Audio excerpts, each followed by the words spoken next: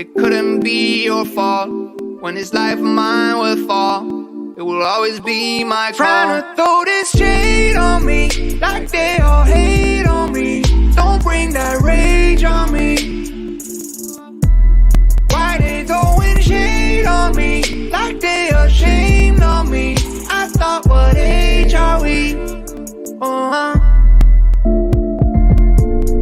It's warm outside, and we all want shine. Let you know about it in the city, cause they in the crib this time. Whoa, got pics on the way like a vacay. Shoot photo with an AK. Got friends by my side, trying to have a great day. Then I wonder why they throw shades. Yeah, but it's all on me. Let them roam free like a European. Yeah, see me pick up the phone like I'm trying to haul a home, starting to act like E.T. Yeah, rock them shades, now they can't see me. Trying to run away, but I'm not speedy. Need no fake, I just want what's real, and I ride that way till I'm free. Yeah. Throw this shade on me, like they all hate on me. Don't bring that rage on me. No rage. Evening. Good evening. How is one? I'm all right. Another Sunday, eh? Yeah. Had a nice relaxed weekend, which has been nice.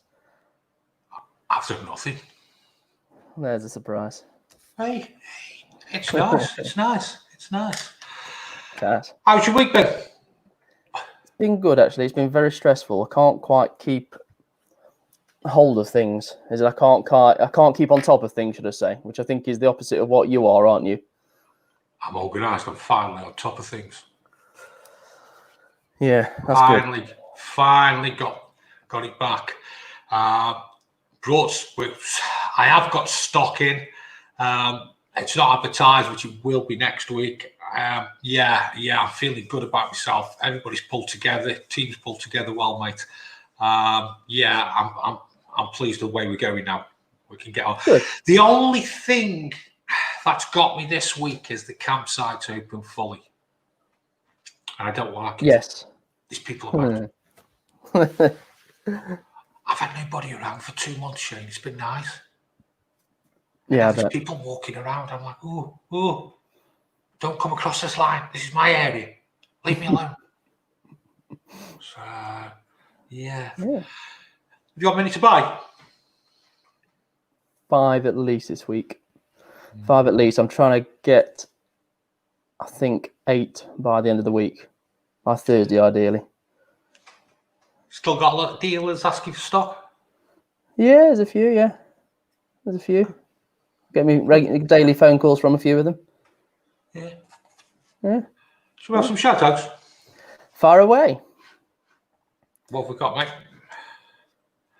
Cabin fever. Evening, guys. Hope you are both okay. No, this one I don't. Okay. I don't think I want to bring up this next one. Oh, don't bring it up. Good evening, Jason Shane. What's all this about? I hope not. I hope not too. But it could be, what it should be, what it might be, what it is. Next one. Jim Page. Evening, guys. Hope you had a good week. Yeah.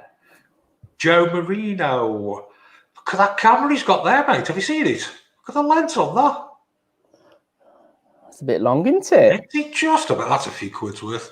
Just sold a 94 San Remo Renault Traffic and now own a 2001 box auto sleeper Sympathy. Symphony. Any advice on what to look out for? And in what way, Joe? Because you've already just brought an auto sleeper Symphony. They're a great van, they are, the auto sleeper Symphonies, mate, aren't they? They're pretty solid, aren't they? Yeah. They've been going a fair few years, that model has. Good fun. Do you know anything about that San Remo shape? No. Me. 94. No. God, how time flies. On the Renault Traffic as well. You don't get any Renaults around really now. Oh, I don't like a Renault. I know you don't. No, I don't either. Yeah. Good job you sold it, Joe. But you've got a good van there, Auto Sleeper Symphony. Dead impressed with them. They're just a good, solid van, aren't they? Good starter van as well. Yeah. I think the only thing to look forward for on it is just the chassis itself, just any rust or anything like that can happen on them at that sort of age. That's the thing I really look for. Yeah, just get it serviced when it should be serviced, to be honest. What's that? That's going to be on a 2 litre, isn't it? Most likely, yeah. Or what? No, 1.9. 1.9. Yeah, Peugeot. Yeah. Yeah. The Caravan Nuts. Evening, Jason and Shane. Evening. Rolling with the Robsons. Good evening, you two. Good evening to you. How many Robinsons there are? Could be 1, could be 2, could be 3, could be 4. We don't know. But we might find out soon. Rachel Moo. Hi, guys. I hope it's not the end of your show. Greg. Good evening, lads. Evening, Greg. Ivan Sackwell. Evening, gentlemen. Hope you had a good weekend. Yeah, I did have a good weekend. You recharge the battery sometimes, Shane, don't you? You did it last week, mate, didn't you? Yeah, I did them again. I did it again yesterday, to be fair. Yesterday was a recharge day because I don't get anxious. Well, I do get anxious, but I'm anxious about how bloody busy this week's going to be. I'm a bit nervous about it. In what way? I just don't think I'll see home this week. What with picking up? Yeah. Well, you just go out your house, you go pick the van up, you drop it off, and you come home. I've got 2 by 9 o'clock in the morning. You've got 2 to pick up by 9 o'clock? Yes. Where are they? Worcester and Cirencester. Where's Cirencester? Strange. It's an area where you get strange people from. Strange. That sort of neck of the woods. I think we've got John on, speaking of, later, I think, haven't we? Johnny. That's if we get that far, mate. Oh, no, yeah, that's true. Scud and the Stig. Evening all. Hope are all well. Mark Coty. Evening, gents. Evening, Mark. Caravan Shorts. Evening all. Been a good day for your shorts, hasn't it? It has been a good day. Phil and Taz Green. Hi, guys. Hope you're both good. Still selling and buying loads. Martin Sills. Hi, Jason and Shane from sunny Lincolnshire. Okay. Steve Edwards. Good evening. Looking forward to the show. Available today. Hi, guys. Here you are 13 weeks in. Yeah. Lubin Lord. Oh, he's one. He won't go. Lubin Lord. Is it Lubin Lud? Lubin Lud. Hi, fellas. Yeah, so it's unlucky 13, I think, isn't it, today? Any more? Greg, it's not all about the size, it's how you use it. That's an old new conversation altogether, isn't it? Greg, yeah. hello, is it me you're looking for? I can't sing, I've never been able to sing. Joe Marina sold it with 43,000 on the clock. That's crazy, isn't it? 1994 with 43,000 on the clock. It's nothing. I know. It's amazing how you can wind the clocks back on them at that age, isn't it? I wouldn't know, man. Phil and Taz Green. Hey, guys, had my motorhome valeted and sealed today. Why don't you do a section on your show about maintaining, cleaning, etc.? Best products to use. That could have been a good idea. We sort of talked about doing one of them during lockdown, didn't we? What, maintaining and cleaning them? Yeah. Cleaning video more than anything. And yeah, I started to do one and I struggled with it. I got the weather all went pear-shaped on me, to be honest. I did one and I've actually got the video, but I don't know if you remember, I think I spent 8 hours editing it up for the software to crash and lose everything. And that was about 2 months ago and I've not had had it in me to go back to it. I lost my head with it. Were you wounded by it? Oh, yeah. Oh, I took a day doing that. The Beckwiths. Good evening, the Beckwiths.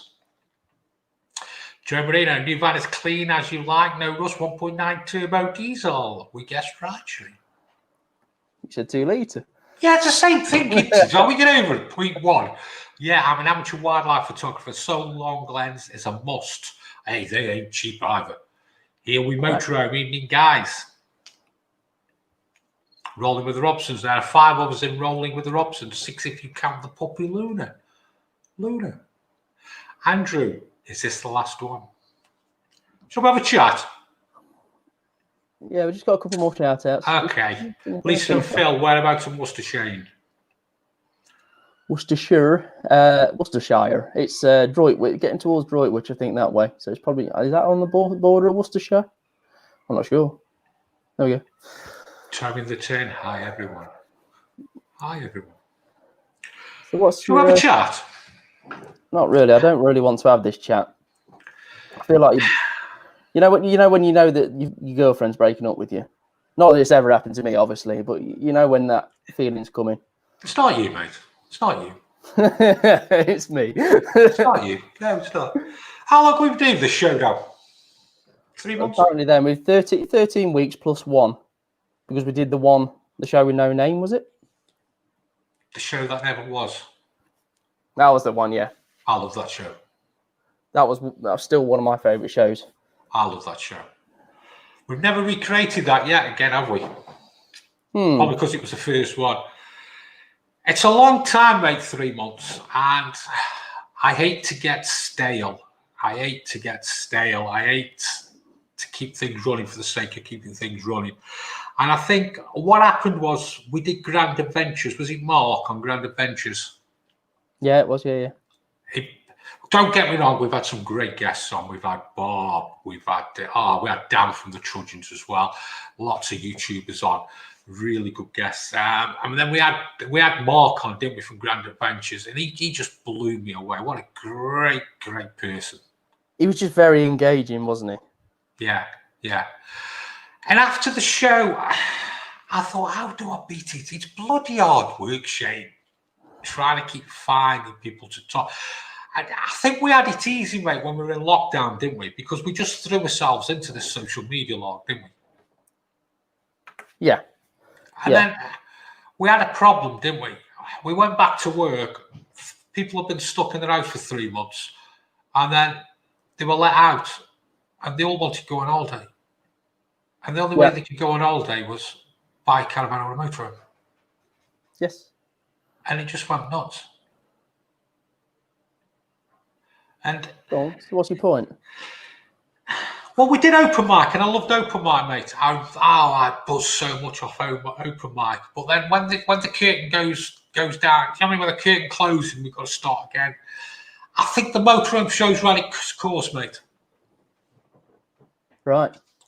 You could have probably told me this before the show, just to not. Well, you never answered your phone, did you, yesterday? No, I never actually. No, I saw your name on it. Well, I think it's had a good run, mate. It's had a good run. We've really enjoyed it, and there's only I think so far there's only so far we can take it. We're working every day, and then we're trying to get a show together, and I just don't want to go stale, mate. So I think that's it, mate. I think that's it. I think let's leave it on a high. We've got good views. We've done a good show, and then let's move on and just evolve, mate, into something. Yeah. Else. I think, as far as I'm concerned, that's me done. I've enjoyed it, mate. I've enjoyed it. So what are you gonna do now? I'm gonna go, mate. All right, I'm gonna go. Has he just gone?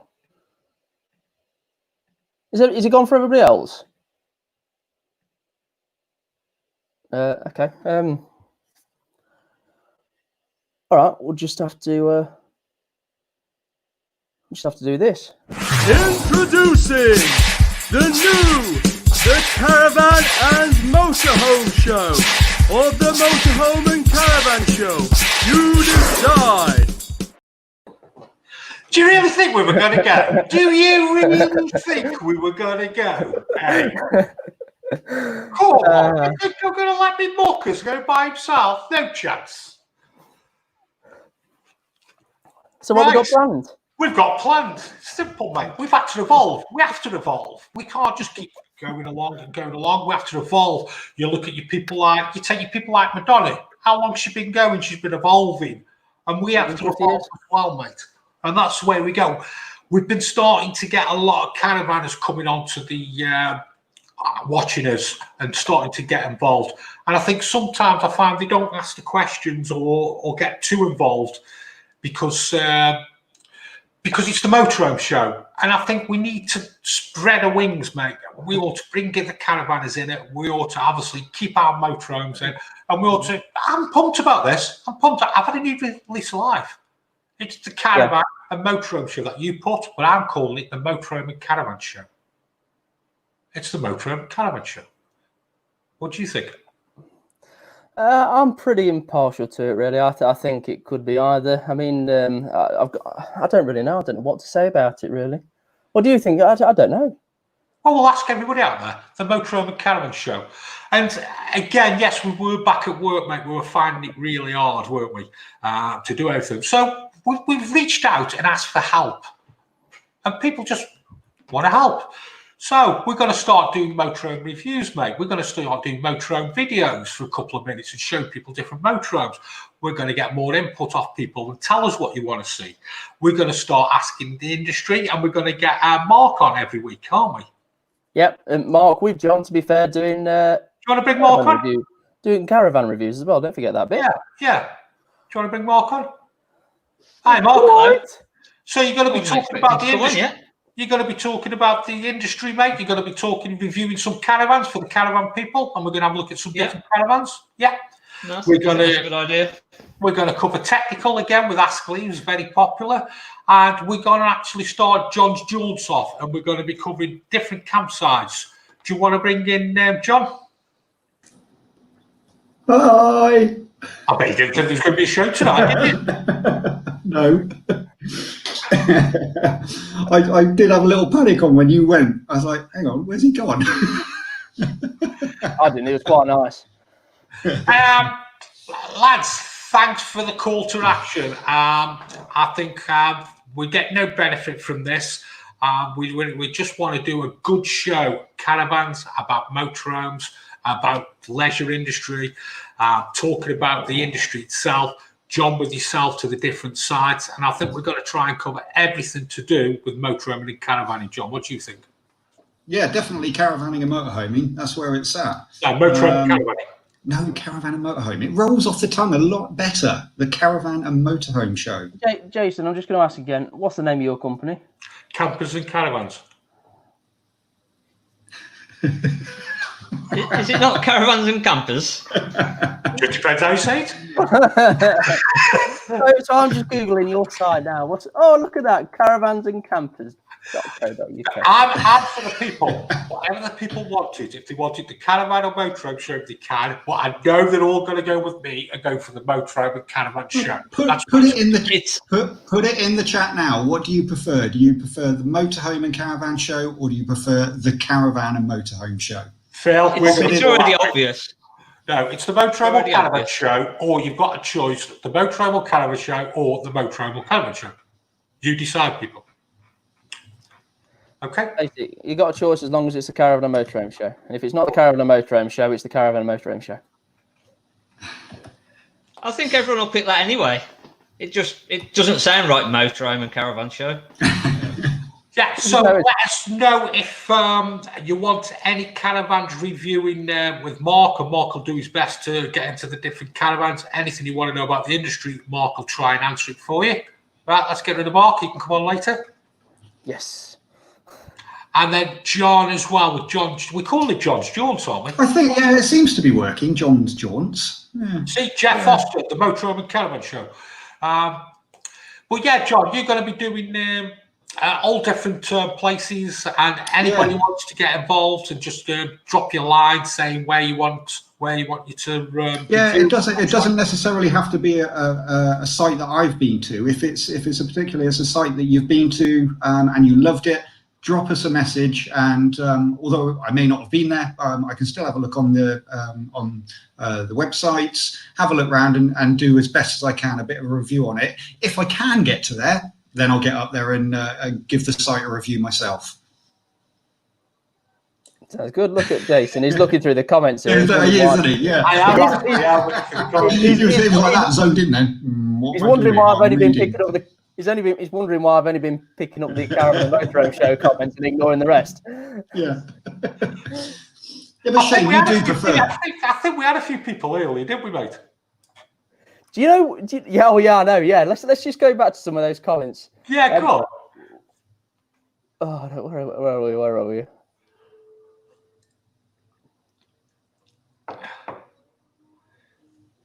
Phil and Taz Green, guys, I know it's your time, but don't give up being here since day one. Why don't you ask for suggestions from your followers? Phil and Taz Green, bang us some suggestions. We'll inject it. Feeling burnt out. No, it's not a case of feeling burnt out. It's you can only take things so far. And me and Shane, I'm going to speak for Shane as well, and he'll agree with me. We love doing this show. We love doing it. But sometimes you can only take things as far as you can take. And we were noticing a lot of caravans starting to come on, but we needed help. It's hard to do a 2-hour show, just a pair of us, when you're actually working 12 hours a day. Now, Luke, I don't want any sympathy or anything like that because we enjoy doing it. And at the end of the day, I'll go again if you want. and at the end of the day, we called out for help. And fair play to you, John, straight in there. And then, yeah, I want a piece of this. Yeah, it's a great little show. As people may have seen on my channel or on Dan Trudgeon's channel, we do our podcast, our Caravan Coffee and Cake podcast. And it's a recording, but it's three of us having a chat about caravans and what we're up to and what's going on in that world.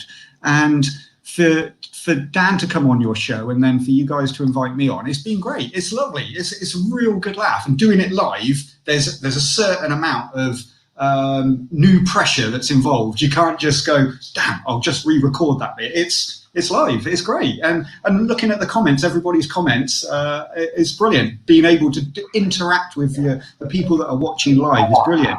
Oh, I love it, mate. Jill Nichols, it's time to close. Yeah, I spotted that one, Jill. I'm not that boring, am I? It's time for me to go. Yeah, see you later, John. See you on George. Go on. See you later, mate.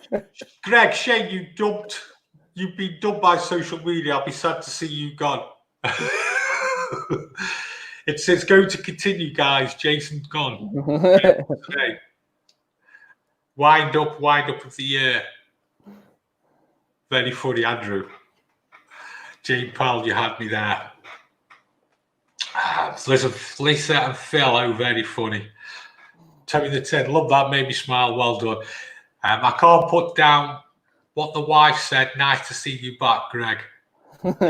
Steve was just about to turn it off. Now. We did that well, mate, didn't we? Yeah, I was trying not to smile. I was a struggle. I know. Right. Before we move on and start with the Caravan and Motorhome Show, the Motorhome and Caravan Show, don't forget, put your comments in on what you want it to be called, because it's your show at the end of the day, basically. So what we're going to do the last Sunday of every month is going to be open mic. Now, there's no rules in open mic. We're having no agenda whatsoever. Basically, we have the facility to get you on right away. All you've got to do is follow me on Twitter. It's Campers and Caravans. It's SY45RP, and I'll follow you back. Or on Instagram, I'm the Motorhome and Caravan Man. Follow me and I'll follow you back. You can also subscribe to my YouTube channel, actually, which is the Motorhome Man. And Shane, any other ways people can get in touch with us? Yeah, can get in touch. Subscribe to me as well, please. That's We Buy Any Motor Caravan. And then we've also got the email, which I feel like we need to change this slightly. Yeah, we're going to have to change that, mate. And all the branding and everything else like that. Yeah. Well, the Motorhome Show at gmail.com. So next Sunday is the last Sunday of the month. It's going to be open mic. So anyone can come on, ask a question, come say hello. Just promote your YouTube channel. Just send us an email. We'll send you an email straight back with a link, and you can come straight on. Just like the last open mic we did. We had Rolling with the Robsons on. We had Extreme Motorhome Ventures, didn't we? Who else did we have? What? Was it that Caravan Shorts guy? Yeah. We had him on. So you can just come on straight away. And there's going to be no rule. We're going to go through all the questions on all the comments, and there's just no rules. We're just going to bounce for an hour, 2 hours, however long you want. And then if you want to come on, and ask away. And there we go. Shall we move on, mate? Yes. So we're going to start with motorhome reviews, and I'm going to start my little motorhome review, and then somebody has to go do better. Ideal starter van. Now, an ideal starter motorhome shouldn't be too big for the first time. Roughly between 2001 2005, and I picture an ideal starter van, Shane. It's a Bessie Carrier E415. It is a 4-berth because you have got the sleeping above, and then you've also got the 2 bench seats that you can make up into a bed as well. The problem with it has only got 2 seat belts. But something like that, you're going to be picking up from dealers for anywhere between the 16 and 19,000 with 30 to 50,000 miles on. Just show us inside, mate. So you can see there, you've got the bench seats, and then you've got the kitchen area at the back with the fridge, hobs, grill, oven, and then to the left-hand side will be the bathroom with the shower and toilet. Now, these vans, I love the old Bessie cars because they're built properly. The wood on them. What do you think there, mate? Good build, that is. I think the other thing I do like about the best cars is that age is the upholstery. For something of that age, it was quite modern. Yeah. There's some bloody horrible upholstery that the Bessie car did go into. There's one that is baby sick brown. It's just horrible. It's like a half leather. But that's quite nice, actually. And like you said, as long as the wood's nice, I mean, you know a way to bring the wood back in them, don't you? Teak oil. That's the one. Teak oil, about £3 from anywhere, being Wilkinson's, anything like that. £3, and it just brings the wood right back up again. Just rub it in, and yeah. But there you've got there, mate. You've got everything you want for a starter van. You've got, like I said, you've got your bench seats there. They'll pull out to make a double bed. You can make them as singles as well because you can turn the front seat round. They'll swivel round. You've got a bit of prep area there, and you've got everything you need for a starter van to get yourself out motorhoming. And I do quite like how, I guess, what's the unit on the right-hand side next to the right-hand bench seat? So whatever it is, it's got a nice piece of cupboard. Oh, yeah. Sorry, the fridge is at the back. It's got a nice bit of prep service. That's it, yeah. Yeah, well, yeah, and then up above on the left-hand side, you can put your tally in. Yes. So here's a question for you. Don't answer this if you don't know, because it could. Hey? I can't see you. Oh, okay. Hold on. I'm sorry, I forget you missed me. What's the laws on bench seats and travelling? Mate, it's a grey area. It's a very, very grey area. If you side on or your back's to the driver, you don't necessarily have to have a seatbelt. It's a little bit like minibuses. If you're forward facing, then you have to wear a seatbelt because if there's a crash, you're going to go forward. I don't agree with it, and I don't promote it either. If I find out this kid's going in that van, I wouldn't be selling that van if this kid's going in that, mate, because there's not seatbelts there, provisions for it. That's why, even though that's a 4-berth, I will tell everybody that is a 2-berth motorhome because there isn't the seatbelts there. And it's a grey area. My argument is if something did happen, are the insurance companies going to agree with it? Yeah. I mean, I had my rant last week about dogs in motorhomes not being strapped down, let alone humans. Although I do put them on a similar level, I've got to admit. Yeah, it's my big bugbear in the motorhome industry, mate. If you want to call it a 4-berth, put 4 seatbelts in. If you want to call it a 6-berth, put 6 seatbelts in. Simple. Yeah, fair enough. And that's what they did. I think that they're starting to do that in the newer stuff, mate.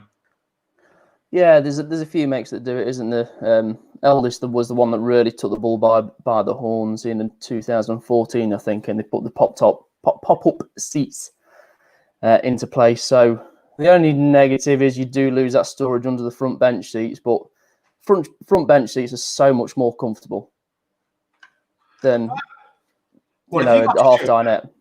What have you got to show me? Right, okay, so a new part of the show. So this is a trial, so if you don't like it, please let us know. But yeah, so I've got a roller team, and here we go. Well, here we are. It's the first motorhome review for the Caravan and Motorhome Show. not the Motorhome and Caravan Show. Just forget all those strange people. Anyway, so here it is. It's a proper family van. And when I say it's a proper family van, it's a 7-berth with 6 belted seats. So it's the Roller Team Autoroller 707. It's 7.33 metres in length, 3.5 tonne. So that means it can be driven on the restricted car licence, and it is a manageable size. It has a payload of about 508 kilograms as well, which comes really in handy. This one has had the Fiamma awning fitted. It does miss some bits on these Motorhome, but we do have things like the fly screen on the door, which is a nice option. And we do have at the rear this nice big garage door, and what this nice big garage door does, this rear bunk bed folds up so you can chuck all the bikes in the back, and then take everything out when you do get to the site that you're on. Let's go and have a look inside. So inside this motorhome, we do have 2 L-shaped seating areas. This is the one with the rear facing seats. This does turn into one single bed. And then on the other side, with the help of this table, we do have another L-shaped seating area. And this does have 2 forward facing seats with belts, and this turns into a double bed. So without taking the drop down bed all the way down, because you can see the cupboards or the lockers do hit the backrest, so make sure you remove them. It does turn into effectively a bunk bed system, so you've got a double bed at the top and 3 beds below, but it just shows you how much versatility this motorhome does actually have. To finish off with the 7 berths, we do have bunk beds at the back. We can see the ladder which gets you to the top bunk, and we do have the lower bed as well. They are very nice and wide, I've got to say, for 2 single beds, and with that garage system, that bottom bunk does fold all the way up, and you can chuck your bikes in the back, or whatever, awnings, everything that you need for that nice trip away. The kitchen itself, it is a UK spec, so it means it does have the cooker in it, or the oven. Nice LED lights all the way throughout, and if I just point the camera down a little bit, you can see that blue lighting at the lower levels. You do have a 3-hob burner and sink opposite, and if we go and spin round to the other side of the kitchen, where we have a wardrobe and storage to the left, a nice slimline white fridge to the right. It's a bit small for something that is going to be carrying 7 people or 6 people, but it'll do for a family on a short break. Even though I do find this motorhome is a little bit tacky in places, the lights I don't find very stable is the best way to put it. It does have the Truma heating system, which is a pretty damn good heating system for something of this budget, which is around £50,000 in 2018, which has gone up slightly by a few £1,000s for the 2020 models. The bathroom continues with these nice Argo taps. This one does double up as a shower. We've got the nice modern type cassette toilet by Thetford, and then we've got a window just to keep those smells out. And something I do like about this toilet is there is plenty of leg space, so you can actually sit down on it without having your knees around your ears. And there we have what is the separate shower unit it ends up being, which is where the sink is stored as well. So yeah, so it's a great family berth motorhome, different variation to the others that we're going to show you today. With it being a 7 berth with 6 belted seats, it is a very rare thing indeed. 3.5 tonnes, 7.33 metres, everything you want for a family motorhome. You, what's the word? Yeah. You've got yours next week. I don't know what you're saying that for now. Straight to the point, mate, actually, fairness. I have seen it before, folks. It's typical European layout, mate. It is, yes. But it is the UK spec at the same time. Yeah. With the door on the right and left-hand side. And you notice a lot of these vans now are trying to be an A-class. How do you mean? With the look. The low profile look. The look? The look outside. Oh, the Luke. Sorry. They do, yes. Yeah, low profile, and with that drop-down bed as well. Good weight on it as well, mate, isn't it? Yeah, it's a proper family van, really. There's not how many. I'm struggling to think of any 7 berth vans, 7 berth motorhomes out there. Do you know what? I like them slimline fridges, mate. Yeah, I do Yeah. like it because the thing is, Gary Squire, when you say UK spec oven cooker, what do foreign vans have? So you tend to find on the European models that they don't have the oven. They just do a lot of outdoor eating. So unless you specifically ask for it, even on some of the top end Carthagos and stuff like that, you don't have that oven inside because they just don't tend to use them in Europe. Do you know what I'm finding now with a lot of the vans, mate? Like what I've just gone back to try and look like an A-class. It's got that low profile. A lot of the vans are going that route with the drop-down beds, aren't they? Yeah. Above the lounge area. But yeah, but just like I said in the video, just because it is a 3.5 ton, it does bring that under 40s market into play. What year was that? 18. So how much are they new, mate? I think you can pick them up for about 54,000, brand new right now. Right. And what type of dough are you going to be paying for that? You're going to be paying early to mid 40s, I'd have said. Right. That sort of price range. Also, they make a good hire vehicle because they are under that 3.5 ton. No, don't get me wrong. They're well put together, but they are a bit cheap in places. But it's the 50 grand range. Yeah. Right. We bang on and you have a love-in for the Carthago. We've talked about it weeks and weeks in the old show. So now in the Motorhome and Caravan show, we're going to actually show you what Shane's love is. It's the Carthago liner for 2. And that's it. Now that's a proper A-class, Shane. It is. It's absolutely beautiful. Nice silver exterior. They do 2 versions of this. There's a Carthago liner for 2i53, and they also do an L as well. But this is one that we saw at the show, and we absolutely loved it, didn't we? Yeah, let's have a look inside, mate. That's what you fell in love with and wanted. Yeah, so as we just go through the photos, this is the 2020 interior. The leather, that leather is just so soft, it's incredible. But that is the rear U-shaped lounge, or U-ish shaped lounge. But then you've got a piece that comes out electronically that just joins it up. I wonder where I left the glasses. So it is a full U-shaped lounge, but it does wrap all the way around. And on the right-hand side of that screen is a TV that pops up, which I think was about 40-inch, 42-inch. And that lounge slides out as well, Shane, doesn't it? It does, yeah. By the kitchen.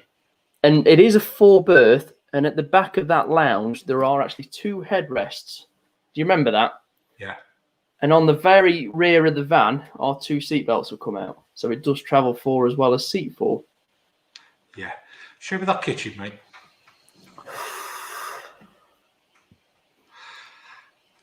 I love the lines on the left-hand side, mate. Yeah, and just so flows so well. Kitchen might be a touch small. Yeah. So what we were talking about a minute ago with the oven, that hasn't got an oven. Yeah. Because they just don't use them in Europe. Yeah, we're going to be barbecuing outside, aren't we? Correct. Yeah, and where that left-hand side swoops up, yeah, that is a coffee machine at the top. I remember. It just looks sexy, mate, doesn't it? It does, doesn't it?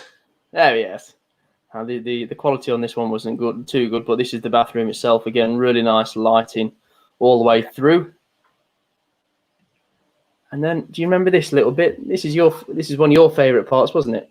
Yeah, we've got the shower in the skylight above, if everybody can see that. So that's a shower head in the skylight. I need to fix one. I'll have to ask Lee later. That's a good point, Lee. How are you going to fix that? I'm sort of no idea. now, there's your bed, mate. Right? Would you actually think that is your cab? You'd think that's at the end of the van, wouldn't you? Wouldn't you? I looked at that picture the other day, mate, when you put it up, and obviously I know the van, and you would not think the driver and passenger seats are below that cab. No. That's what they've done so well. So yeah, so that those twin beds, they do go up and down electronically. And then if we spin it round, it just does not look like it's the front of the motorhome, does it? No. It deceives you, mate, doesn't it? Yeah. But they've used that space so well. And now people have seen the pictures, you can understand why. Me and Shane, also Bob Earnshaw as well, banged on about this Carthago. What a great build. Very cleverly put together, mate. Yeah, very good. So they start from £122,000. You wouldn't be buying that 122k, mate. And no, you won't be buying it anywhere near 122k. By the time you put your extras on and bits like that, you're getting towards 145. That's just for the base. And then if you want the bigger ones, you're talking about 160 as a starting price. Any second-hand ones on the market, mate? Struggling to find any. They just don't come up. I found a couple. Yeah, I found a couple 2019s. And they're on for around about the 135, 140s. Yeah, there you go. Yeah, there is a couple on. So that's all I could find. So, but yeah, that comes in at 7.83 meters as a starting length, but it does go up and up to just over 8.5, 4.5 ton to 6.7 ton, depending on how much you want. So you will need a C1 license to actually drive that, people. Yeah. And something Russ has just said here, going back to the roll team, you say it's 3,500 with a payload of 500. So what would that leave you when carrying 6 people and luggage? I'm going to be honest, Russ. Yeah. A bit like most vans at the 3.5 ton. Mate, it's such a great grey area, this laden and laden weight, isn't it? Yeah. See, there you go, yeah. Bob. Really like the lineup for 2 from last year. I don't think there's anybody that doesn't. Extreme Motorhome Adventures, really pricey for the line of 2, but very, very nice. It is. It's a proper European tour, isn't it? That's the best way of putting it. Great fun. But it's even better if you, in that kitchen area that Shane showed you earlier, on the floor there's a hatch. And if you lift the hatch up, basically that's where all the water is. So it's nice and easy to get at anything and fix it. Remember when I showed you that, Shane? Yeah, there was 2 or 3 hatches, wasn't there? Because it is a proper double floor. For saying it's got a rear lounge, it's a big old garage as well. Yeah, accessibility on that van's brilliant, and I keep banging on about accessibility because if they make them easy to fix, then the longevity of a motorhome is always going to last. Yeah, well, yeah, you can see the size of that garage at the back. Obviously, there is a bit cut out for the seating, but it's pretty damn good. Yeah, I love it. I think it's lovely. Yeah, and there's the start of our little motorhome review, mate. Yeah. So we'll pick a few. So, on the Motorhome and Caravan show, next Sunday, it's open mic and no agenda. Basically, answering every question. Anybody who wants to come on can come on. It's very easy to come on the show. Basically, you can follow me on Twitter at Caravans and Campers at SY45RP. You can follow me on Instagram at the Motorhome Man. Just send me a DM and let me know you want to be on the show. If you want to subscribe to my YouTube channel, the Motorhome Man, do lots of hints, tips, and motorhome reviews. Any other way, Shane? Yep, or my YouTube channel as well, which is We Buying a Motor Caravan. A lot of reviews, hints, and similar to Jason's, really. Just probably a few more on the motorhome side of things, on the reviews. And then we've also got our soon-to-change email, the motorhomeshow@gmail.com. Yeah, so next week, anybody can be on. We have the facility to get you on right now. You can email us, and we just email you a link back, and it brings you straight on the show. So anybody, if you just want to ask a question, if you want to push a YouTube channel, we don't mind. Come on for a quick 5 to 10 minutes. And we're just going to have some fun, aren't we? No agenda on the Motorhome and Caravan show. Yeah, we will do on the Caravan and Motorhome show, yeah. Right, so... Any quick shout-outs there? Any quick shout-outs before we move on? We certainly can do. So let's just get through some of these silly comments to start off with. Motorhome and Caravan show all day long. Here we Caravan sent that.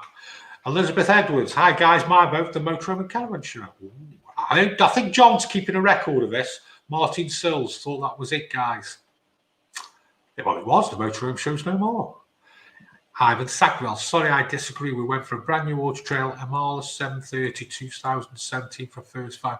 I agree with you, Ivan. At the end of the day, I was appealing to people who want to start having the first camper van, and it's down to pounds and pennies. Just a good little start. That's not going to break the bank. Phil and Taz Green, we brought our very first motorhome last year. Never done it before. Wife cashed in her NHS pension. It's been the best thing we have done. Took us 6 months of going into hundreds of motorhomes.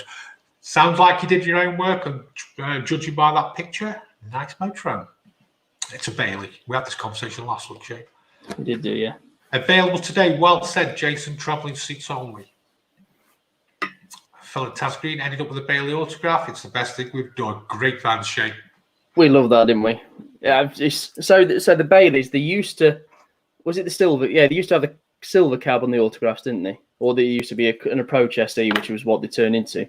And then they went to a black cab, which looked spot on, but very sporty. And then they went to plain white, didn't they?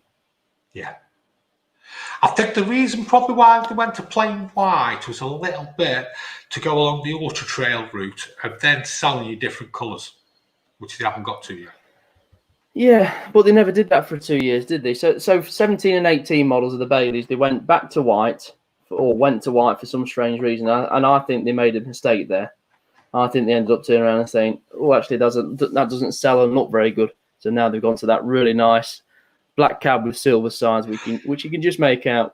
Which is daft, really, mate, because that black cab there on Phil and Taz Green's picture, right, soon as you see it, that's a Bailey. That's a Bailey. So, right, new part of the show. I agree about the seatbelts, Greg. New part of the show, we're going to talk about caravans and motorhomes trade-wise and give you a little bit of insight. So we'll bring Mark on from the Caravan place. All right.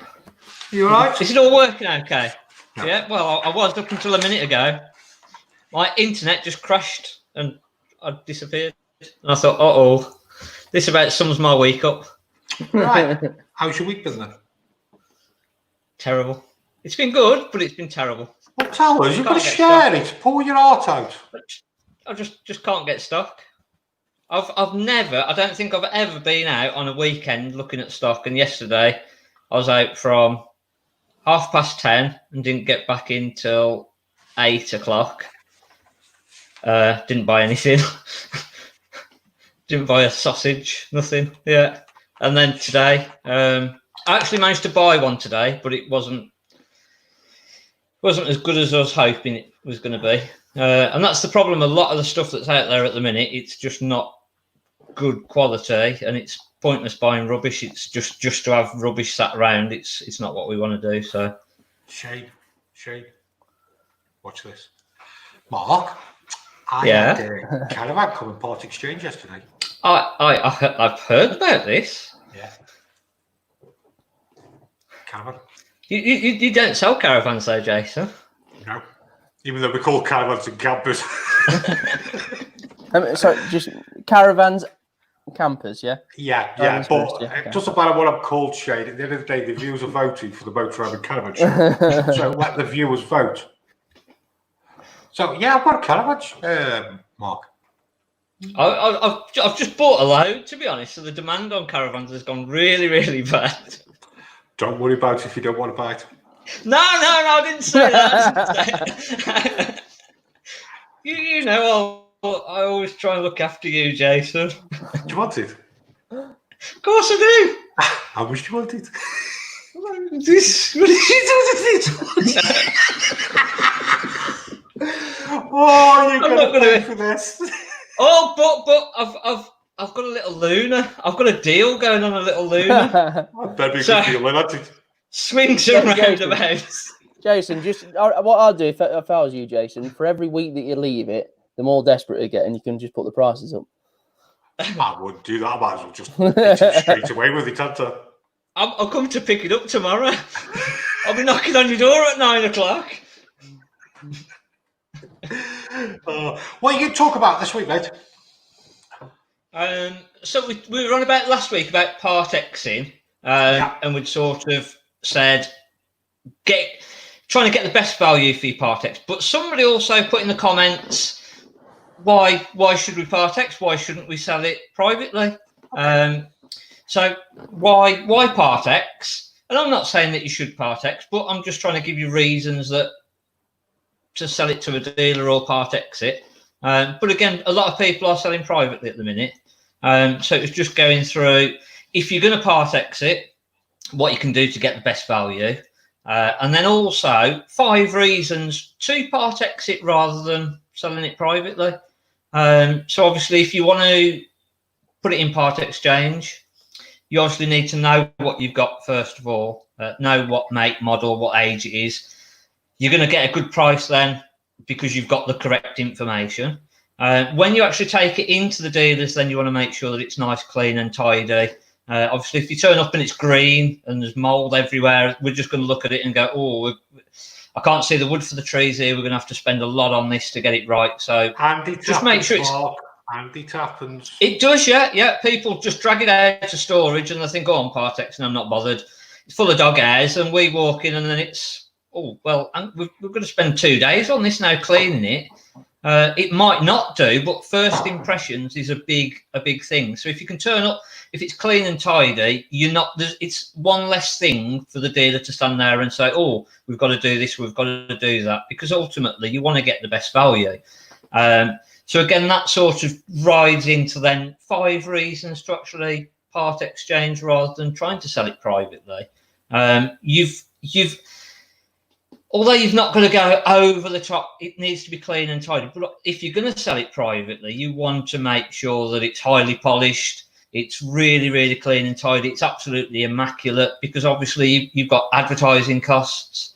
So if you're spending money to advertise it, you want to make sure that you're going to get the best value and it's in the best state. Otherwise, people are just going to come along and knock it. Basically, they're going to be looking at it exactly the same as if you go and it's really, really bad. A lot of dealers will see through a little bit of dirt and grime, but a lot of public people, they'll walk in and they'll just go, oh no, I don't want this. So again, that you'll, in that instance, you will get a little bit more for it, possibly part exchanging than selling it privately, because a dealer will see through some of it. And the other problem is you've got advertising costs if you sell it privately.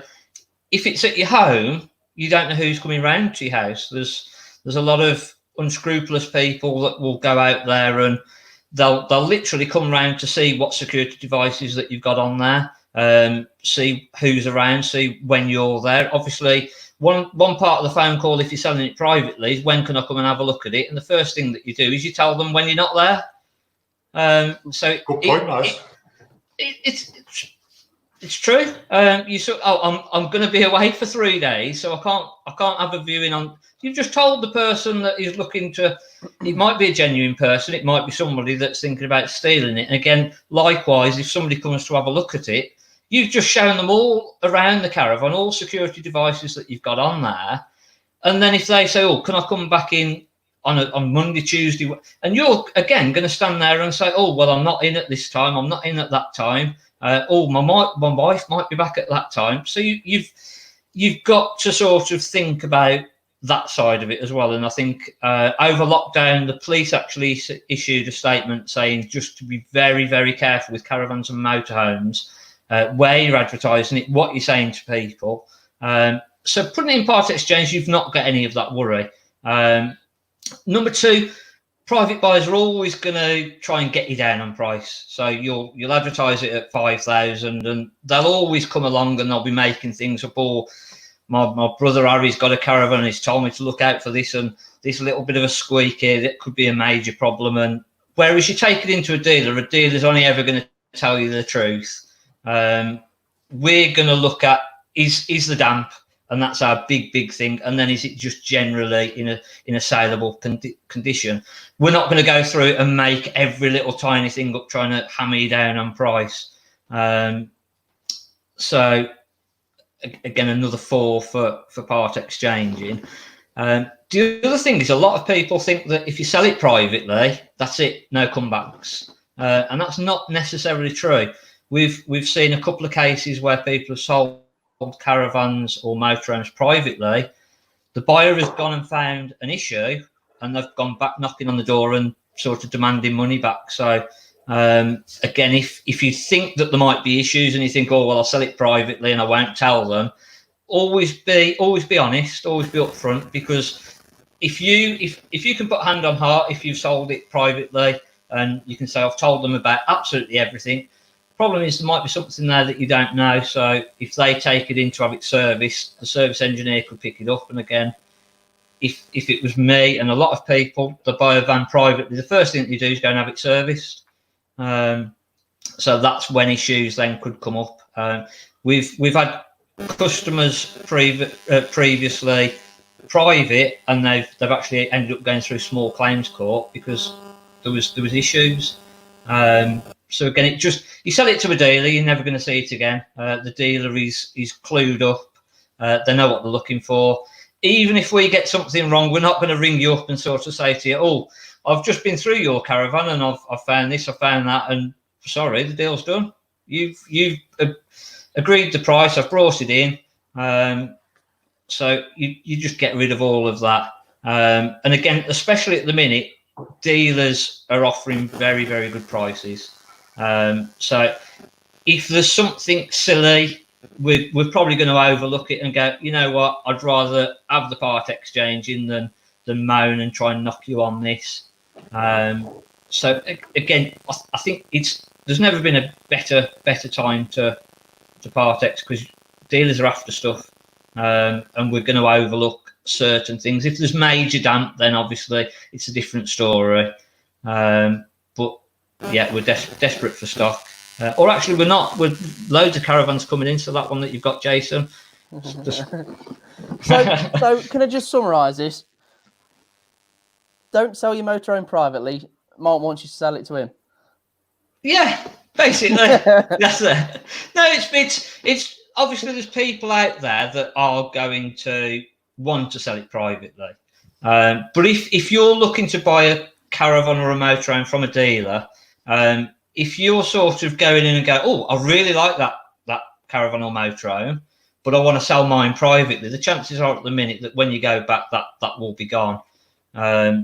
So it's a good time. The very last one was storage.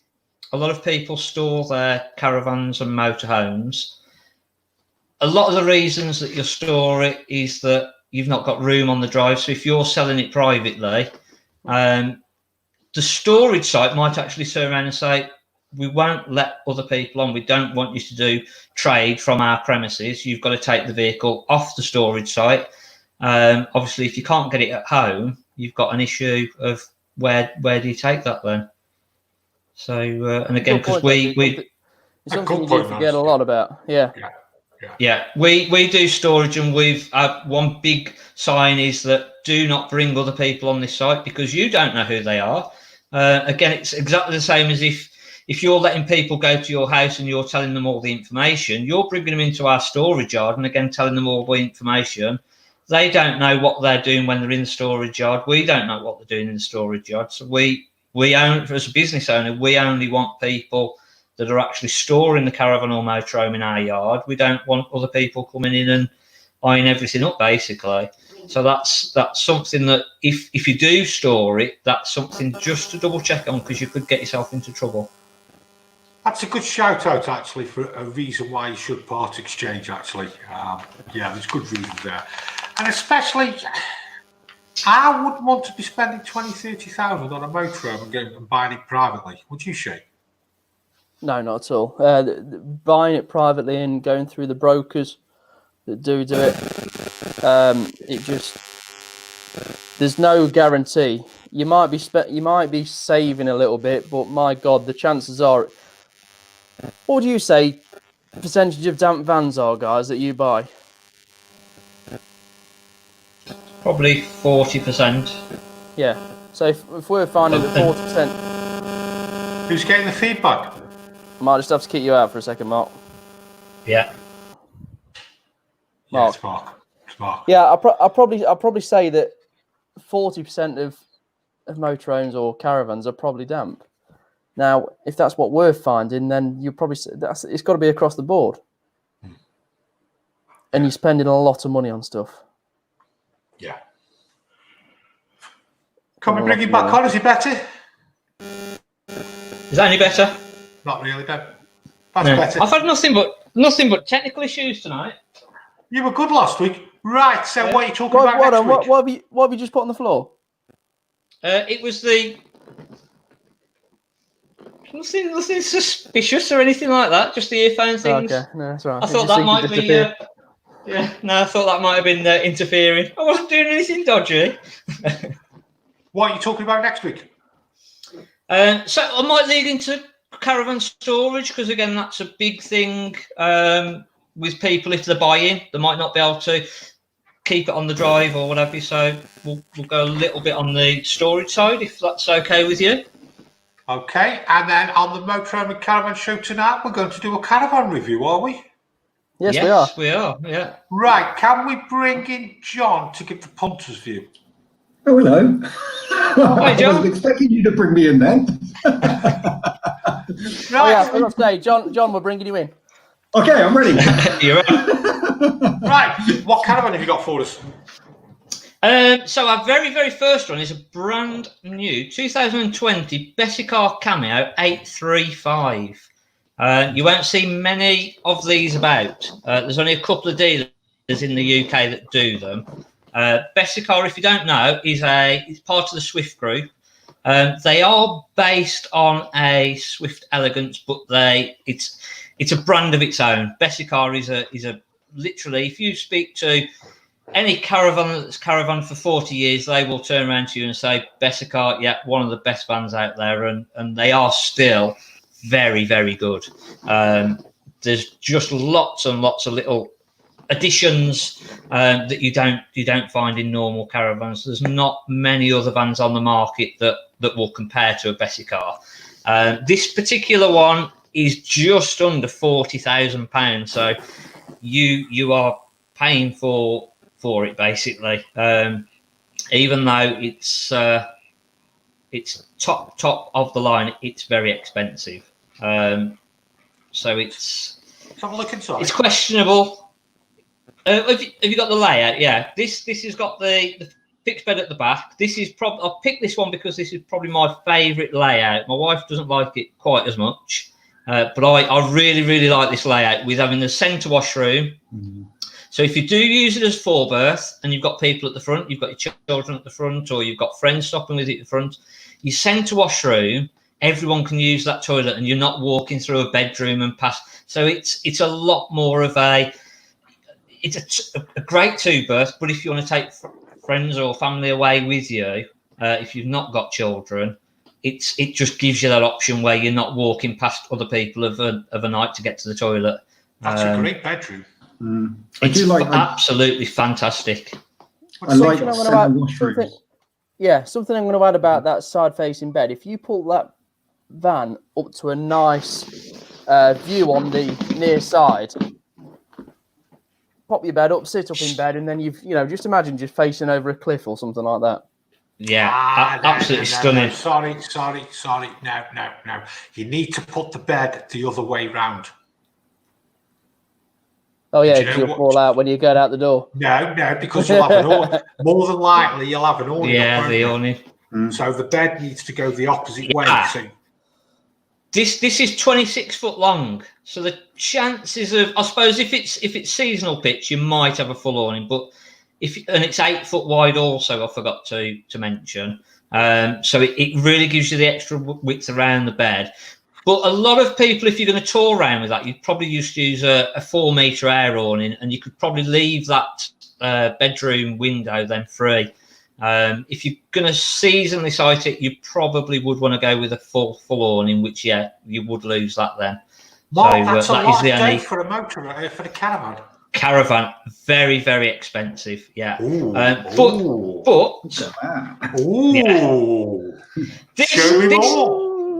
This is you could go out and you could buy a BMW and Audi, or you could go out and you could buy a Rolls Royce, and this is literally the Rolls Royce.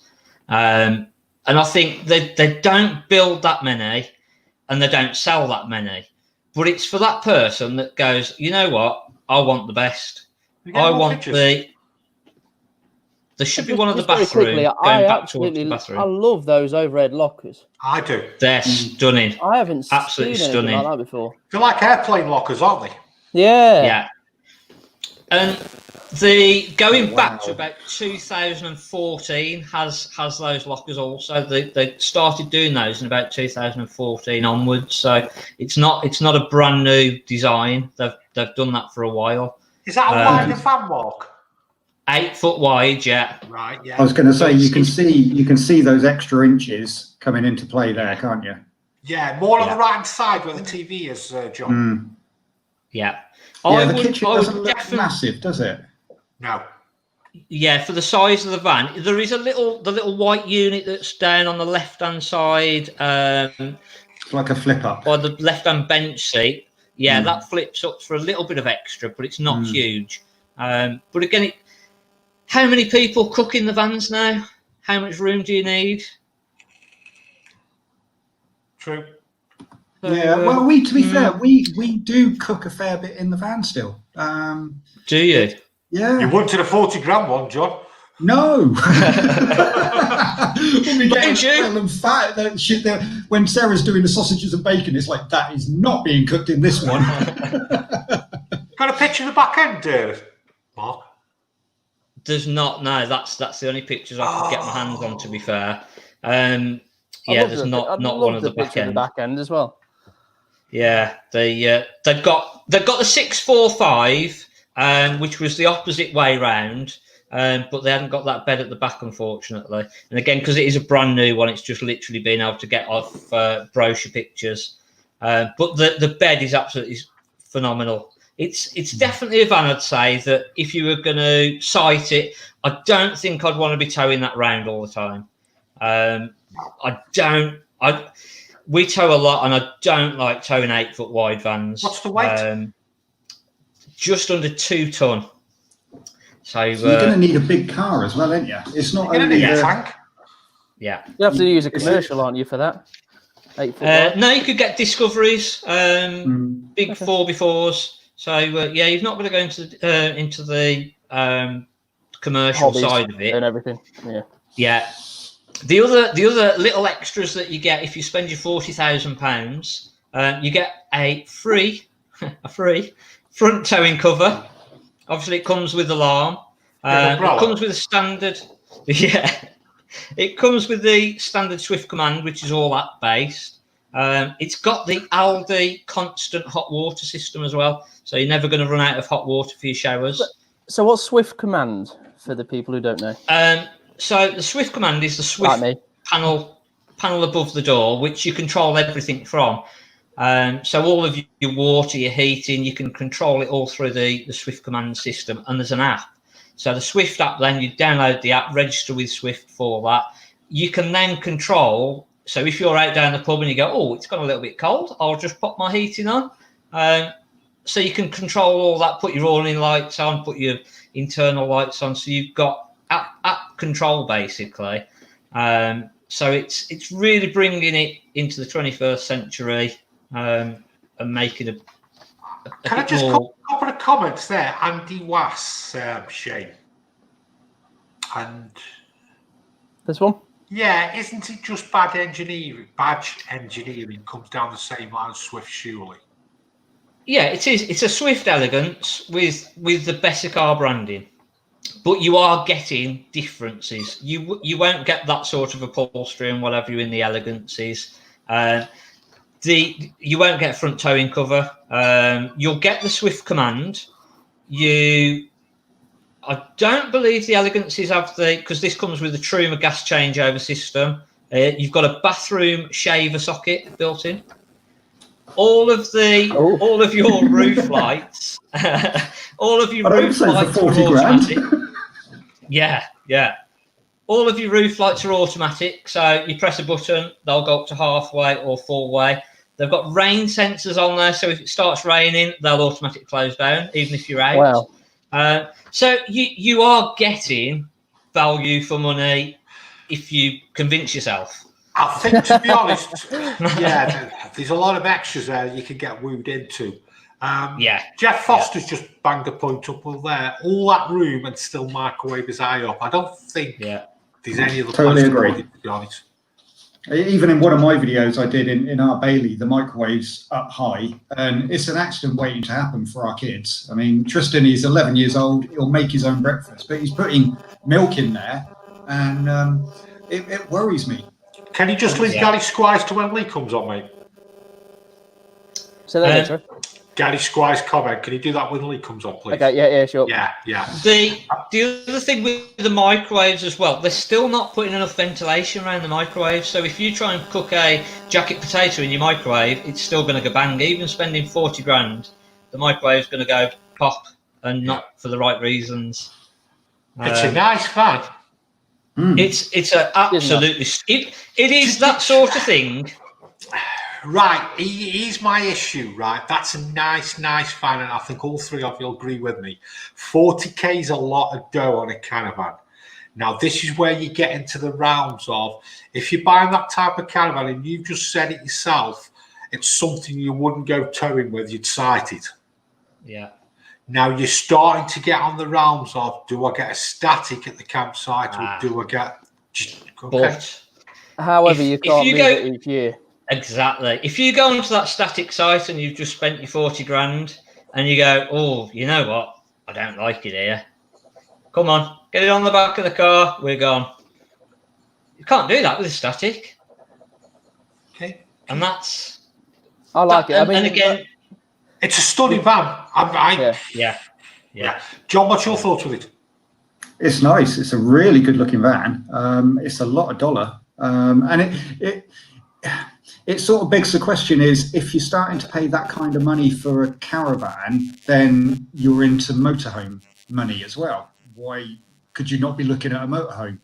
Because not only you're going to have this big expensive caravan, you're going to have a big expensive car to tow it. Well, for that kind of combined money... I think that's where it comes into its own on the site then, because you can go, stick it on the site, I can have my little 1 litre Polo, and I've cut my towing costs down, and I think that's why I really don't think you'd want to tow that around. I think that is a van that you'd want to size. It could hit another market. It could hit another market with like the race guys. Yeah. But again, would you really want to be towing that round? Depends how good you are at racing. Well, I suppose. Right, so we've covered a caravan now, matey. We'll see you next week. We've got this one. Oh no, we've got another one. We are running with time, we are getting a bit of feedback on the camera.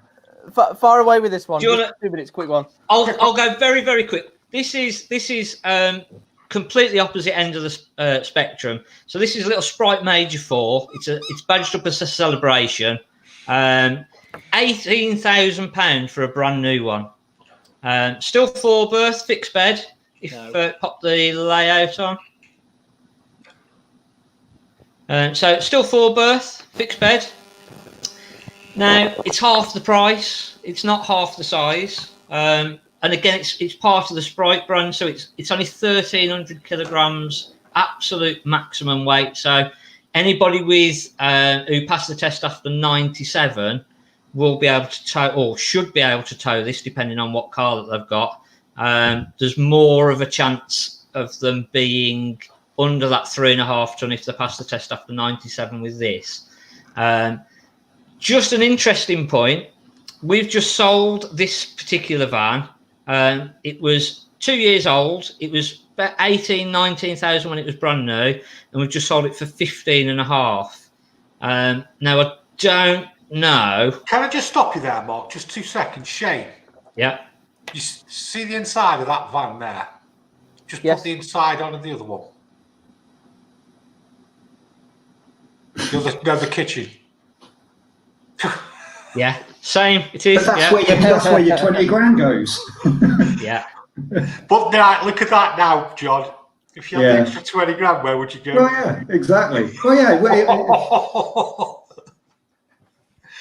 But not different everybody kettle has of 40 fish. grand to spend on a. Not everybody has 40 grand to spend on a caravan or a motorhome. So John, I totally agree. But we've just looked at that Bessie car that he's just put the picture up of that in your life. And this is a nice van. yeah, but this was the same as when we went and bought our caravan. We had 5 grand in the bank and was like, right, we're buying a 5 grand caravan, and walked away with a brand new one. How does that work? But the Bessie on stream for you.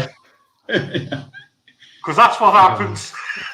Yeah, exactly. It is. You Yeah. go in and you're like, wow, this is another totally different level. That's nice, isn't it? It is nice. The croissants come with it as well. I'm sure they chuck him in. I bet they will. 40 grand.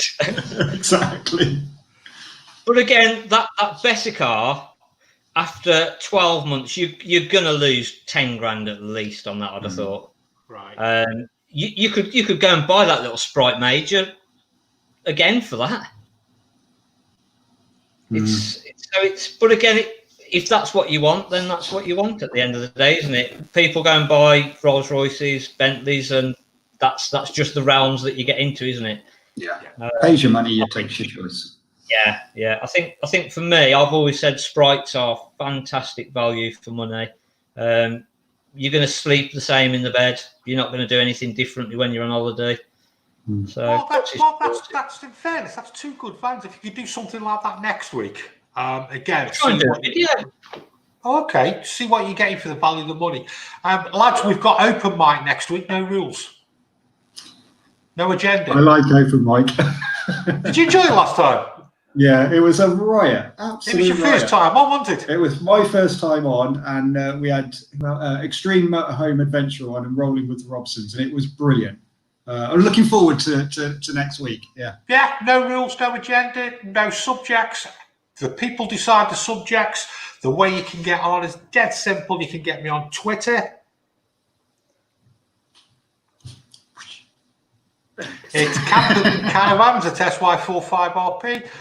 Just follow me. I'll follow you back and send me a DM on Instagram at the Motorhome Man. Same again. Just follow me and send me a DM.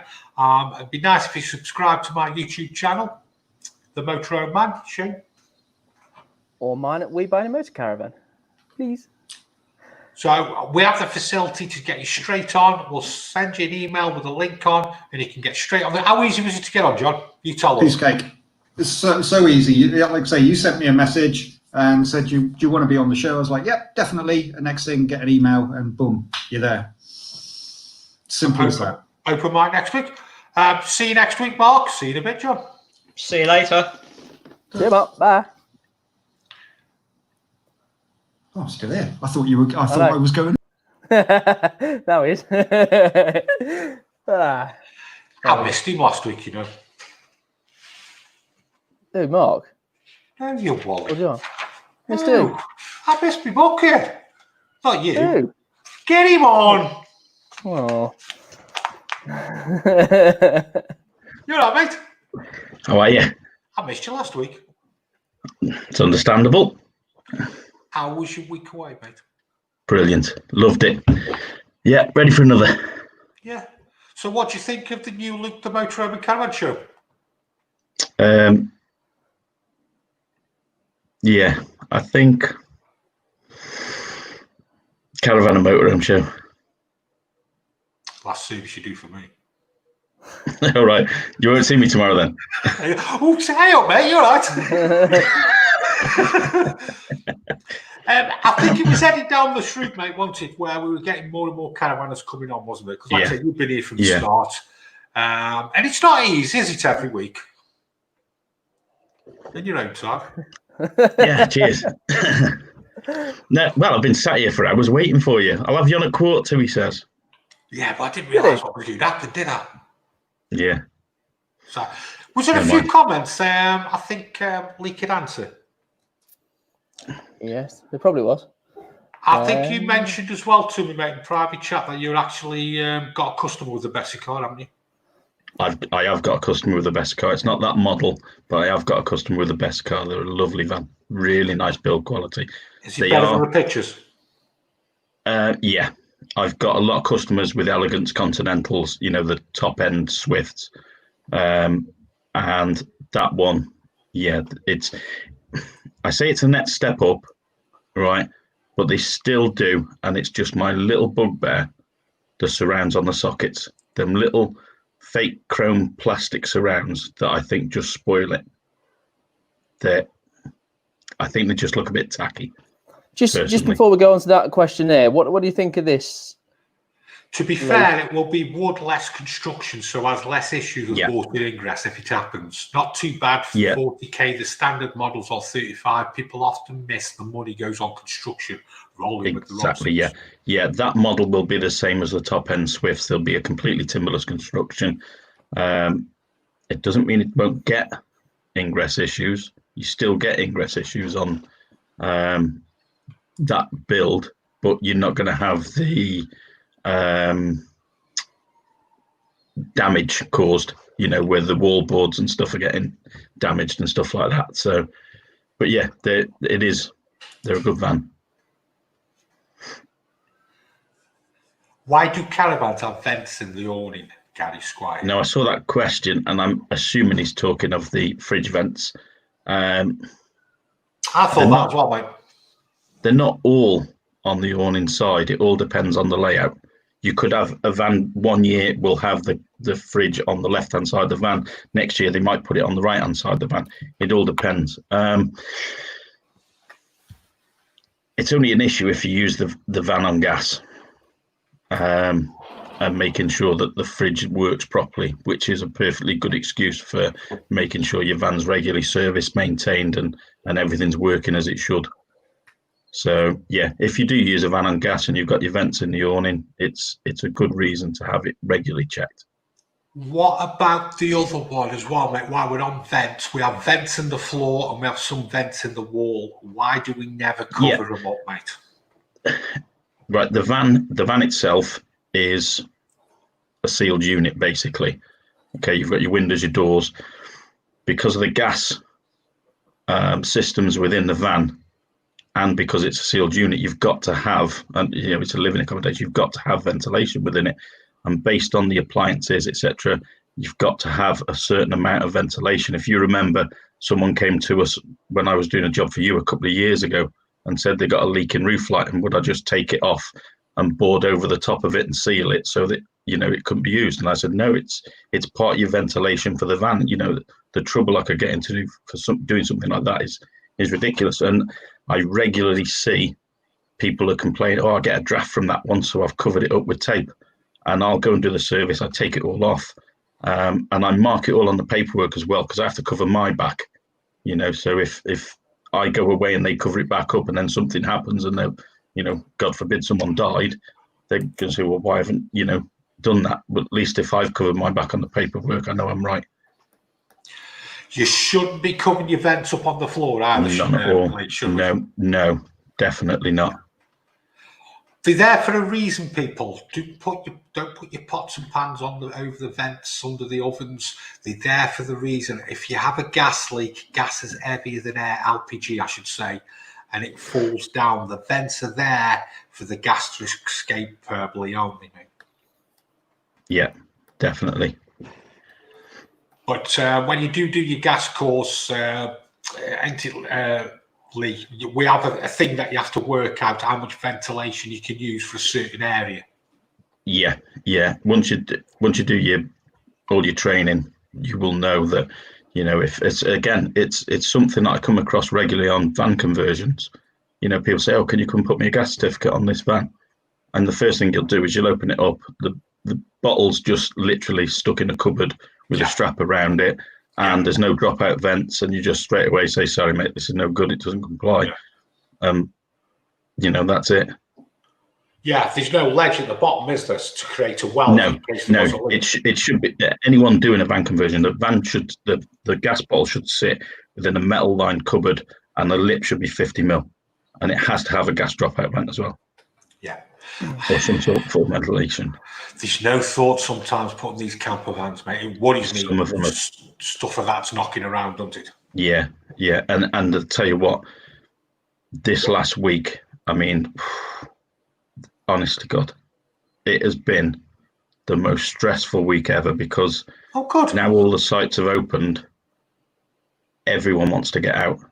And it's literally been a case of I've had to leave the phone in the van because I just can't are you keep up having with the the calls. problem I've had a few weeks ago where when I said to you, I'm checking vans off and they've been sat there for 3 months, so I'm coming up with loads of problems. Now that people are getting in the vans, are you getting this now? Yeah. Everyone is literally ready to go away over the next week or two. The vans have been sat for, some of them have been sat for nearly 12 months and they are having problems and the phone I just can't keep up with it. It is literally, I've spent all morning this morning doing callbacks to try and catch up with what I've missed in the week. It's absolute chaos at the minute. And there is some real rubbish being pulled out at the minute because of what's going on. There's vans being pulled off fields that you wouldn't keep chickens in, and people are selling them for stupid money. And they are just riddled with problems, and people are being ripped off left, right, and centre at the minute. They really are. You know, there's going back to what Mark was saying previously regarding trade-ins and things like that. There's a thing that you can do when you buy a caravan or motorhome. A lot of mobile engineers do it. Is a pre-purchase inspection. The Caravan Club actually offer a 3-tier pre-purchase inspection. Just quickly stop you. So what you're saying to me is, right, people have just been going mad buying caravans and then they're coming to you and go, can you check the caravan off after they brought it? Yeah. Right, sorry. Yeah, they've been out and spent money and now they've got it home. And I mean, I've had 3 or 4 calls over the last couple of days have bought caravans. They've been told it's been checked off, but just to be sure, they want a service doing anyway. And can you do it next week because we're going away? And I'm like, no, September maybe, but there's just so much of it at the minute. Rolling with Robson's there. I always recommend that get a caravan engineer to do a report. I always recommend to get a caravan report, check private, been good so far. Yeah, absolutely. When I first started, it was a nice little thing to do, to go out and do a pre-purchase inspection for someone. And you'll literally go around, depending on what they want checking. Your damp check's the big one, gas safety, and roadworthiness. Now, unless you're doing a full service, there's only a certain amount of roadworthiness you can check. But like I said, the Caravan Club offer this 3-tier pre-purchase inspection scheme, and a lot of caravan engineers, mobile guys like myself, do their own different ones as well. At the minute, it's not something I could do at the minute. I'm just too busy for it. Saved us big money, isn't it? Yeah, I've been to vans and previously, and they've been told, yeah, it's great. We had it serviced last year, no problem with it. I've gone into it and within 5 minutes found damp. And a bloke's argued with me on the drive, there's no damp in that van. I said, I'll show you, mate, it's there. And one guy actually said to me, well, you don't have to tell them. Well, yeah, that's why they're paying me to come and do this, so there are rogues out there that will try and sell you anything. And the 9 times out of 10, when you say to someone, listen, I really like that van. I really want the van itself. I like the layout. It's perfect for what we want. I want an engineer to come and check it. 90% of the time, they'll tell you something's wrong. Well, we have had a problem with this in the past. We have had a problem with that. Or they will try and avoid you getting someone to come and check it because they'll know full well that you'll find an issue with it. Which, it's another common one. Let's just put that into perspective there firstly. You're going out and looking at a caravan for a customer, right? Let's face it, you're going to find something wrong with it. But your report is always going to come back in reflection to what that person is buying, though, isn't it? Oh, yeah, absolutely. Just so people know. Yeah. It's going to be, this caravan's $5,000. This one's doing, but yes, it's a good buy, blah, blah, blah, because this is all that wants to do. I mean, what I've normally done in the past is if there are issues with it, I can say, look, it needs this doing, it needs that doing. That's going to cost you such and such amount of money. That's going to cost you this amount of money.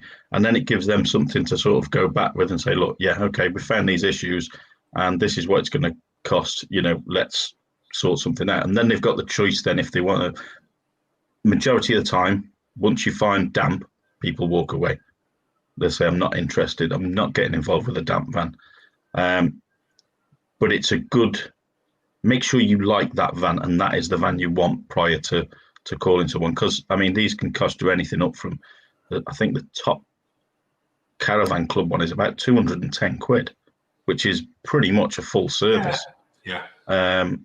So make sure that's the van you want prior to saying, right, okay, I'm going to get someone to check it, spend 200 quid on it, and then say, actually, do you know what? I'm not that keen on that layout, because, you've got to be sure that's the one you want first.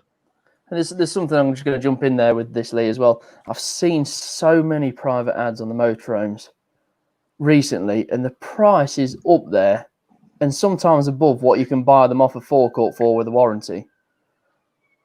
And I'm like, I can see the damp on the photos. I can see the staining on the walls. And some poor sod is going to go into there that does have no idea about what's happening and is going to buy that. And the same applies for me with a lot of the brokerage. Yeah. You think because it's a dealer that they're just going to get an absolute perfect van. No, they're just selling it for somebody and that's it. Yeah. You've got to be very careful with brokerage. Yeah. That's how I got my motorhome. Yeah, but I know it sounds daft, but you know what you're talking about with it. Well, the brokers actually sent someone to have a look at it and then wanted a service. I went and serviced the van, found a couple of little issues, and he was going to put right, and there was a tiny little patch of damp, which I told him how much it cost to fix. The guy rang me, made the guy an absolutely ridiculous offer, and the brokers then were pushing him to put it back on and get it back on. And I got it in for repair. And I said, look, once it's finished with the brokers, let me know and I'll, give you this for it. And yeah, that's how we did the deal on it, because I knew it was a good van. Just quickly, mate, because time's running away from us. You went to a few storage places today. A bit upset by this, actually. Friday, yes. Yeah, I received one call whilst I was away on holiday. I think the Friday or the Saturday, from a woman who owns a site that I go to quite regularly. Really distraught, Lee. We've had a van broken into, and they've stolen a Truma Combi. They've literally broken into the van, lifted the seats up, took the Combi out. Not just took it out, they've chopped it out. They've cut all the cables, they've cut all the, hacked it out basically. And they need a repair, they need a new window. I said, okay, look, I'm on holiday. As soon as I get back, I'll sort it all out for you. Monday, I got another call. Lee, someone's been to pick the van up. The battery box was closed. However, when they've gone to open it to switch the mover on, the battery's gone. But they've not just taken the battery, they've hacked the cables off.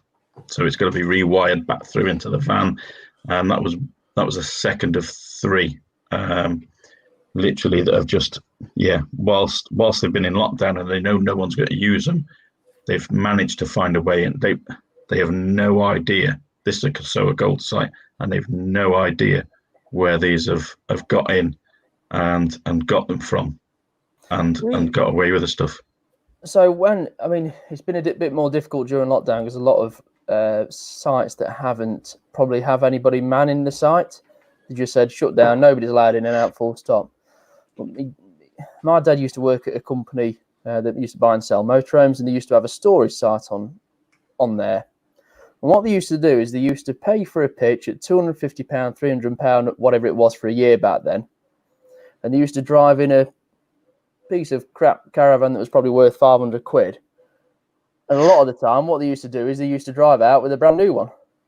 Yeah. But because they had the access to it. That actually happened at a site that I go and do work for. It's a caravan, camping and caravan club site. and someone pulled on there last year, were members as far as they were aware, came in, dropped the caravan off and said, listen, I've got to go home. I've got an emergency at home, but I'll be back later tonight. Can I still get back in? And they said, yeah, no problem.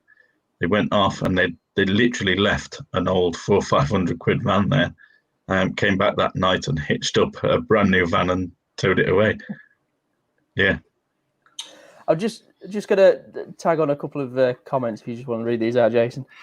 The Beckwiths, I have been to a caravan dealers and been appalled at how much damp was in one of their vans. I walked away and never been back.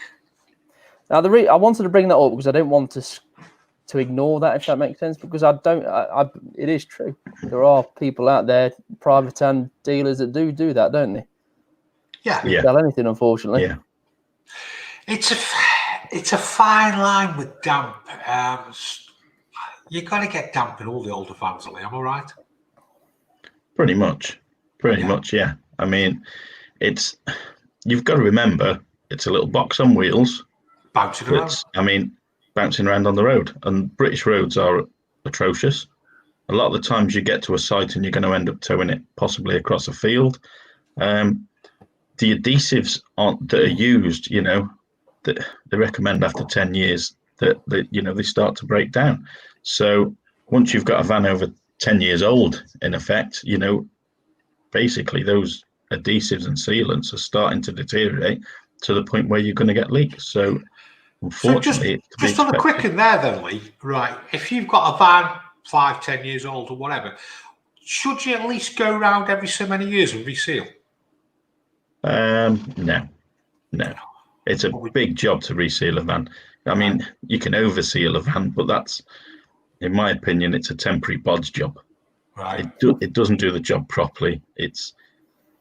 If you've got a leak coming in and you need to stop it quickly, yeah, overseal it, But at some point, that needs to be repaired properly. It's not. No, I think the point I was trying to make was you say the sealant should last 10 years. Yeah.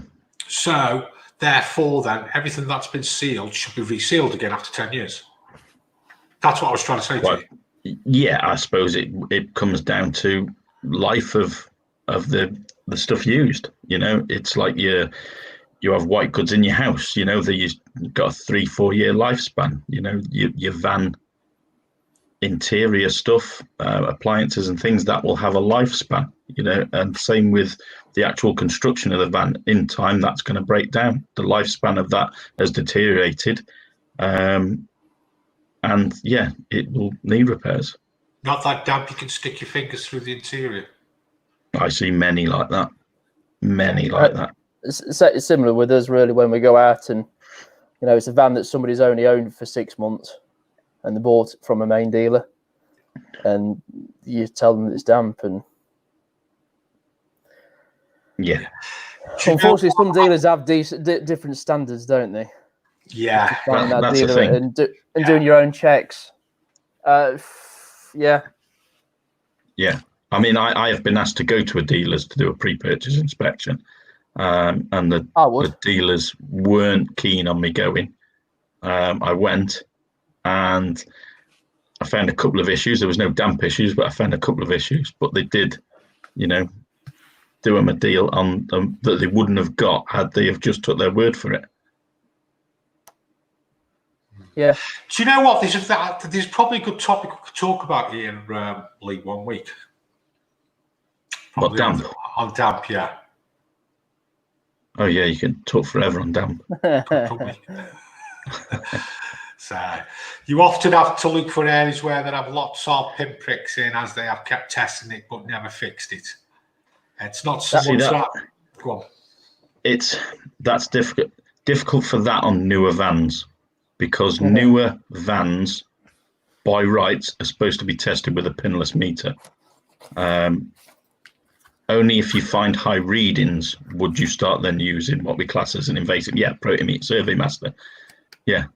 Not many people carry them around. You don't actually need the pins, yeah. I do, because it's worth every penny for me, because that's where... Yeah, that's it. You don't see many people carry them around because that's a 400 quid piece of kit. Yeah. So, you do a non-invasive test, we call it. And then if you find high readings, then you'll do an invasive test. Now, the thing with those is if you've got a metal wall plate in the wall, it can give you a reading of what you would expect to be damp. And then when you do an invasive test, you'll realize that it's actually just a metal wall plate or something like that. So don't always look too much into pinpricks, because it may be that someone's done a non-invasive test. Probably the other reason why there is a few people have been to look at the van, so a few of them have done. Exactly, yeah. And the other thing is, I go to vans where people have gone themselves with their own damp meters, and they've literally shoved those pins in all the way as far as they will go. They're not testing the wall board, they're testing the insulation inside, because they have literally just shoved them straight through. They tested the outside, Lee, aren't they? Yeah. It's amazing me when I see that, mate. If someone come and did that to my van, wanting to buy it, then there'd be serious trouble, because there's no need for that. No, not at all. If someone comes to buy my van with a damp meter, I'd say, okay, you can go around and test that by all means. Do you know how to use that properly? Yeah. Because when you start sticking a damp meter like that into the walls. Right. We're going to have to wrap this up today. Glad to see you back, Lee, on the Motorhome and Caravan Show. Caravan and Motorhome Show. We'll see you next week. See you next week, mate. I'll see you tomorrow. Oh, see you tomorrow. And next week. Thanks, mate. Appreciate that. No worries. See you later. Bye. There's just before you crack on, there's just a couple of questions that have just come through. If you just give me 1 second to find them.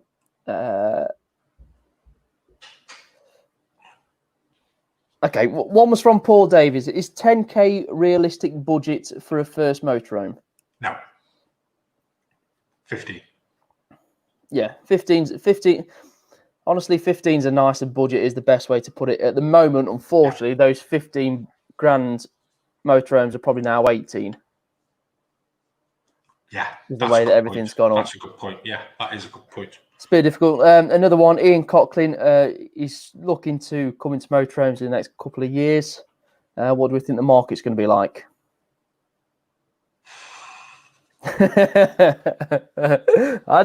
Some people didn't expect the market to be like it is like this probably 6 weeks ago. No, mate, you just can't. You don't. It's week by week at the moment. Week by week. It's like with Lee all of a sudden now he's getting it with everybody using theirs. We don't know. But we'll tell you about it each week on the Motorhome and Caravan Show. Yes, we will do on the Caravan and Motorhome Show. Right, we're miles behind schedule here. It's John's Jones reviewing the campsite. I nearly forgot about John. How can you forget about me? It's been a good one tonight, boys. I've enjoyed tonight. I'm looking at the clock and it's 1 hour 43 minutes. But boy, it's flowed really well. It's been enjoyable. Because it's the all new Motorhome and Caravan Show. To be fair, I have been counting up the comments and winner, chicken dinner. Shane, I know we're on the same sort of page, and I think Lee is as well. That the Caravan and Motorhome Show name does flow very well. However, in the chat, we have had 14 votes for the Motorhome and Caravan Show, and only 6, including Lee, for the Caravan and Motorhome Show. So we just had some more. Hold on. That's you. Well, you can't count that. You can't count that. What's the? Sorry, I missed that, John. I do apologise. What's the tally? Tally for the Motorhome and Caravan Show is 14. For the Caravan and Motorhome Show, it is 6, including Lee.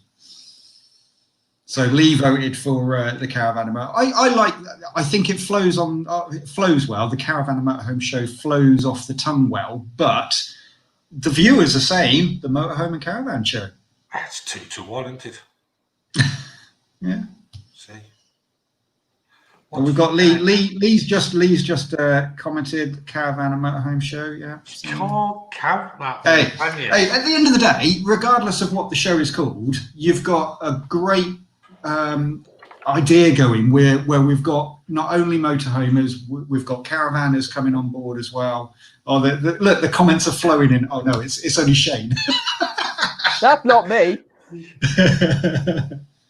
I think regardless, what you two are going to have to decide what you call it, but I think both of them work well, and I think that introduction of letting us caravanners come in on your show is great. Like you say, it's just adding it's to. It's not a case of letting caravanners come on, mate. It's just starting to come on. Yeah, we just bummed your party. No, it's a case of appealing to everyone, isn't it? That's exactly the thing. And at the end of the day, we talk about motor. And do you know what? I enjoyed Mark's reviews on the caravans. It was something different that I don't look at. You know what? The ones like on the best, that on that better car, particularly with the automatic roof lights and everything like that. Because I've been out of caravans for that long now, I never realised they had that in them. I never realised the technology had moved on so much. I just haven't mine doesn't have seen that. them.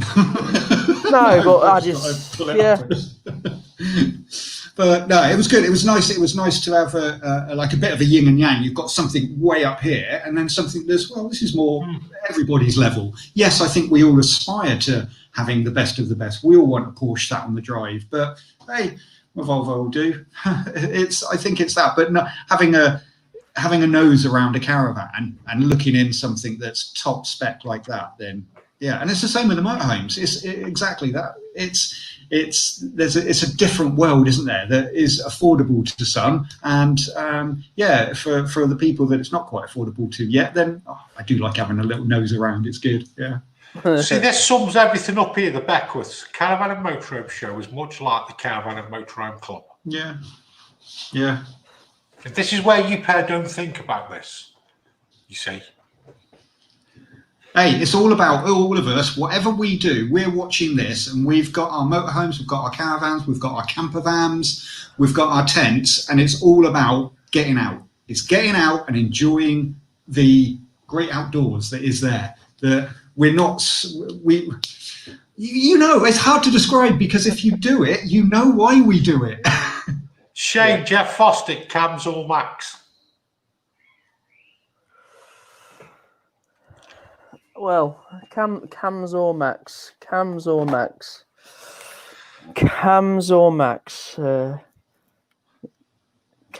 Is it not Caravan? Right, we're running away here. Right, John, come on, Judge Jones. Yes, let's get what we're here for. Because I was going to say, it's 10 to 9 already. These people that are watching probably want to get off to Benny Boy Bozo soon. Yeah, it's school night tonight as well. No, it is. It's Sunday. So, Jones, this time last year, it was summer holiday time, and things were a lot different last year for all of us. But we got away to a caravan and motorhome club site called Hillhead. Now, Shane, image 1, do that. So just to give you an idea roughly where it is, it's near Paynton and Torquay Way. What's it called again? Sorry, John. It's Hillhead Caravan and Motorhome Club Site. So we chose this one because there's a few sites there, though, isn't there? Yeah, exactly, and that's what I wanted to show is that the name you're rolls not off the tongue quite well. Yeah, sorry, I know where you're going from that now. Shane, sorry. But yeah, this was the area we wanted to go on holiday, and obviously we are Caravan and Motorhome Club members, so we chose this site not only I was just about to say. The only reason I'm saying that, John, I only say that because if you look at some other ones, there's some there by the beach and everything. So we need. Why did Hillhead get you vote? One for us because we are members of the Caravan Motorhome Club site, so it's a little bit cheaper. But also they have a swimming pool. For us, there was a couple of tick boxes that it was in the right area, had something for the kids to do, and there was a bar and restaurant on site as well. There was a little arcade for the kids, and it just ticked all the boxes for our family summer holiday. So yeah, that's the one we chose. Yes, there are others in the area, including Caravan and Motorhome Club sites. They're all within spitting distance of each other, and that's why we chose Hillhead. Oh, there we go. Blake's on Tour went last November. It's good, isn't it? It's a lovely site. I shouldn't imagine the pool was open in November, but they've got a number of pitches. So, I mean, Shane, if you go on to the next image, there we go. So this is the entrance in, and I love the name of the road coming in, Slappers Hill. But what you'll notice, again, for the motorhomers here, there's a bus stop there, isn't there? Exactly, there's a bus stop. So that will take you off into, I think it was Paynton, but there's so many lovely little walks around the area as well. We ended off driving up to little places, but what I've done is Shane's taken my idea, because I've done my video. I've done a little 2-minute video on our little trip there, and if you want to watch the full video, then head on over to Caravan Shorts Facebook page, YouTube channel, and you can see the whole holiday on there. But I've just given a little 2-minute snippet video of some of our bits about the site. So Shane, run VT.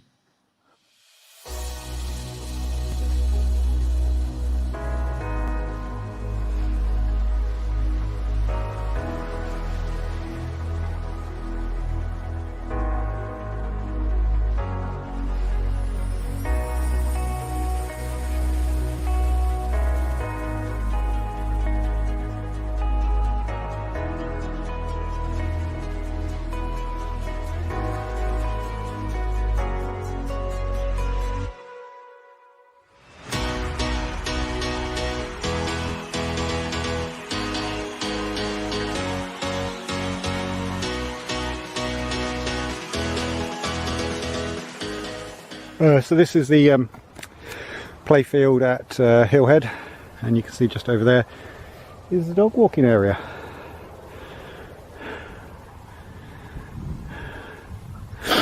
And I'm panting because I'm out of breath. Lovely view though.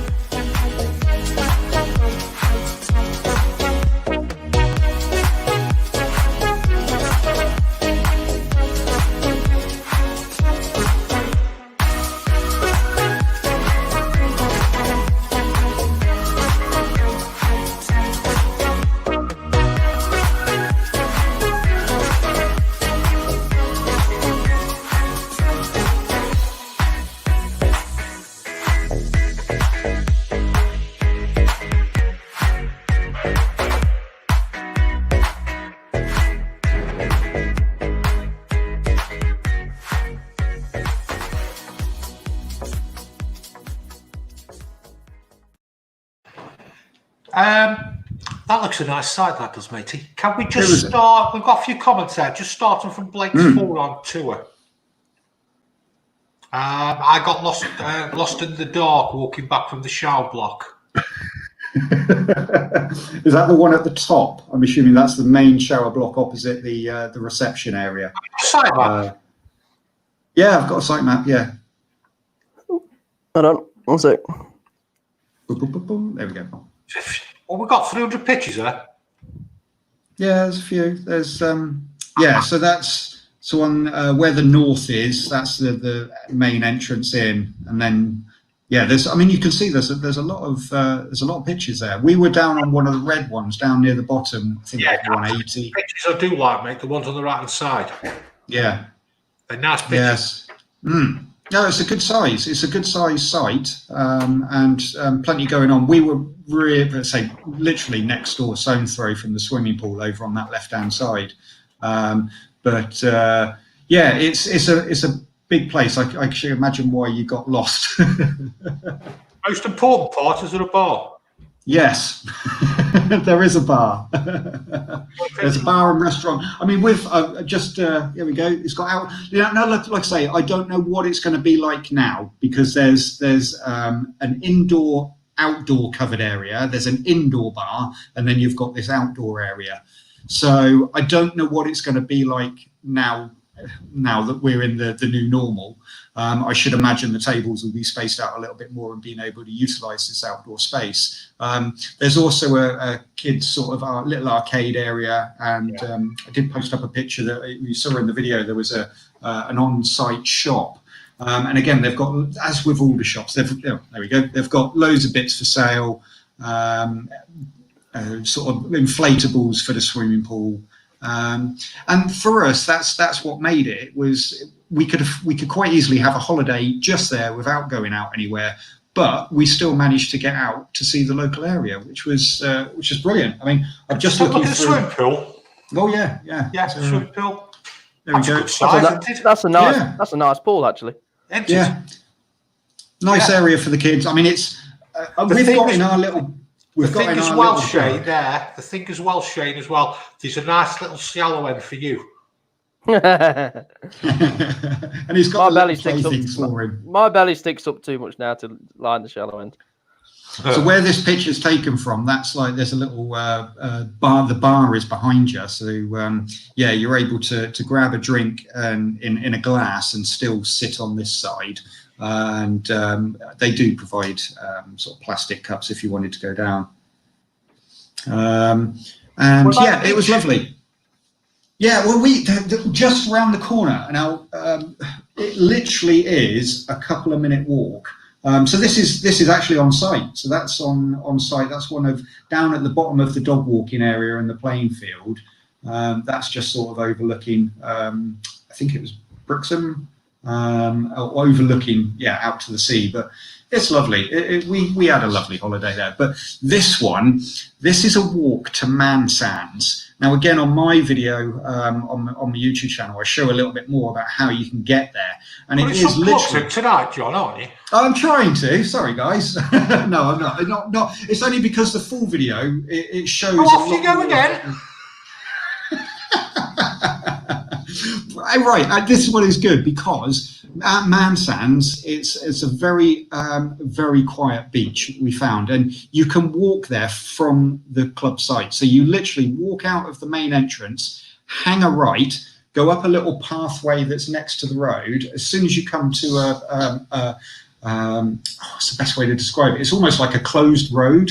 Like a dead-end road, and you follow that down, and you can follow this path all the way. You can go the short way or the long way. We ended up going the long way, but as you come out of this tree line here, you basically you're going up and down through like foresty area, and then you just come out, and the view is spectacular. And I would honestly recommend, if you've gone to this site or if you're going to it, do the walk to Man Sands. It's amazing, and we just spent there the rest of the day on the beach. Oh, that's a nice beach. Look, there's nobody there. It's the height of summer. We literally counted on one hand the people that were there. There is a National Trust. There is a National Trust parking spot. Probably a good 10-15 minute walk from the National Trust parking down to Man Sands. But again, like I say, I mean, you can't argue for that. It's amazing. It's just such a quiet little beach. Now everybody's going to be there now they've seen this, but yeah, that's definitely one to do. And there's so many other great things to do that are in the area as well. And we went. Why don't you take a picture of a dog? That's our little Jax. That's our little buddy. He loves being away in the caravan.